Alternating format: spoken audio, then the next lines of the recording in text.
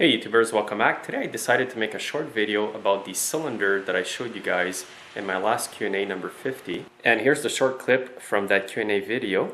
Asked me if I blow the rings in my chainsaw and the piston's scratched in the ring and they're no good, but the cylinder is just slightly scratched like this one, can I reuse it? Well, if the scratches aren't too deep, yes you can.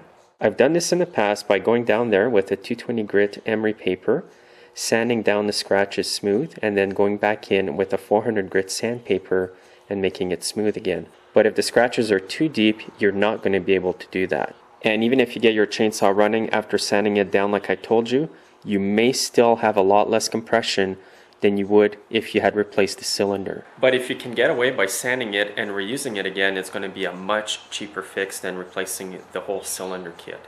So in that case, usually all I replace is the piston and the rings. So I did end up doing that, sanding it down and putting it back on the saw, and it runs pretty good. Here's the saw here. It's a Husqvarna 154. It's a 1984, so it's pretty old. And what had happened is the guy got carbon inside his engine and it scratched the piston like that, and the ring broke as well, and it was seized on the piston. And the cylinder was slightly scratched like I showed in the Q&A video. So what I did is I ended up sanding the cylinder by hand with some paper like this, some emery paper. I used the 220 grit first, then I went in with the 400 paper just to smooth it out really smooth, and it did a good job. The reason why I got an aftermarket piston is that I could not get one from Husqvarna. They said it was no longer available, so I went on eBay, got this piston here. It's a golf piston for the Husqvarna 254. But it also fits the 154 as well. It's the same piston, and it went in there pretty good.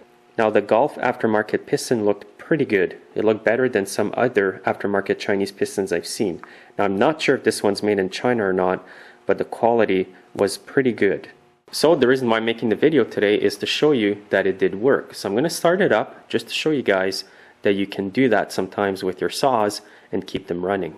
Now it's been raining every day now for the past while, so I'm going to start it up in the garage, but I do have both garage doors open to ventilate that exhaust. Always make sure if you start any piece of equipment in your garage that you have really good ventilation.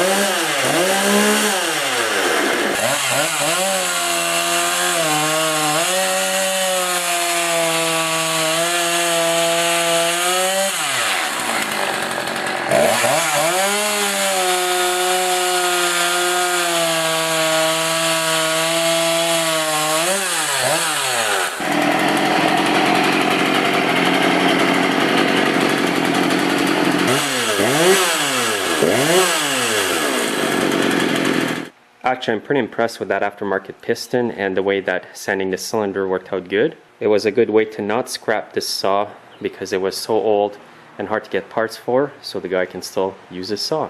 Remember that if you have a scored cylinder, if the grooves aren't too deep, you can sand them down and only replace the piston and the ring. So thanks again for watching, and we'll see you in my next video.